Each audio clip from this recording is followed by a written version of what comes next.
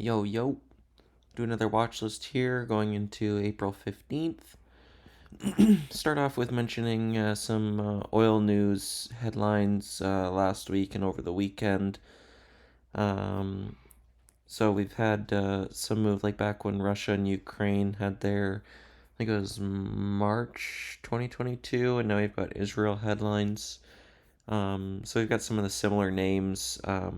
So I just tend to go back into prior watch lists and prior moves that we've had and look at that and those names and ones of note just to keep an eye on. We've got Husa, Indo, and TPET would be the sector names I'm looking at. Higher the better, follow through type trades here. Um, TPET obviously had some trouble here in the 60-65 range and under these like 50 cents, high 40s, probably heads lower. But I'd be looking for. They've had quite a bit of news, at least on my local news, stories about it over the weekend that have been affecting the oil names.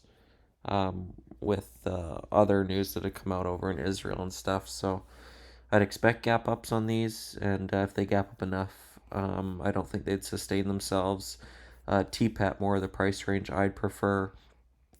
Indo I think could get a bit choppy and wild for me to manage risk on. So Husa is probably decent as well, but I'd probably focus on TPAT out of that basket.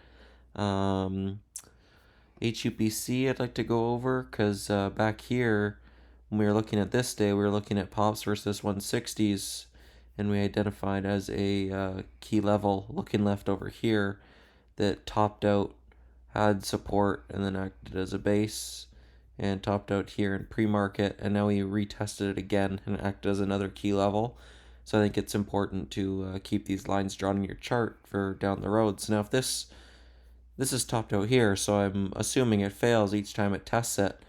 But now if I set price alerts here at 160s, 170s, and this starts to base over this level, with the lack of overhead resistance being so far away, if this starts to build over the 160s, I think we could head higher there. But assuming it fails, because that's what it proved it wanted to do so far. OCGN still in play. One sec here. Oh, jeez.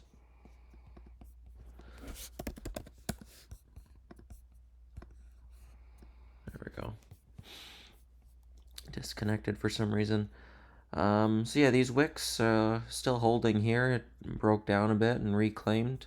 So I have no position here, but looking for a base over 2 and play that big picture breakout there.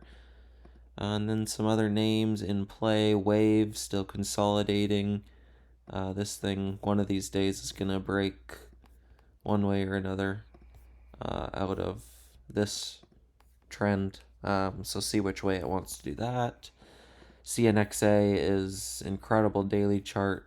This is definitely a main watch. I'd like to see a really obvious blow off volume day instead of this consistent like 4 million, 3 to 4 million 60-minute candles. I'd like to see something like this on one of these days. But each time it absorbs, I'm just drawing levels as key levels as it continues going higher for potential profit and support targets on the way back down. Um, yeah, it's every time it pulls, it holds higher. So higher the better. Ideally, a gap up. I'd like a big gap up, like a 180, $2, parabolic 220, and like it's an obvious blow off candle. So I'll be looking for that down the road, but this is definitely a main watch. I'm not taking this off a chart now. Veru was a nice first red day there on Friday. Fairly straightforward. Morning pull, lower high, VWAP, and just a slow, steady bouncing ball fade. I think this could have lower. It did touch the 4 EMA, but given how far this has ran and given where prior support is showing, now that all the volume is up above current price levels. I think any pops back into the 150s. I think we get 120s on this. And if we get a big enough fade, I'd look for a backside bounce on this eventually. And then a couple quiet names, illiquid kind of quiet ideas, where we get this big kind of transitional day. Anyone who bag holding sold, anyone who wanted to buy was buying.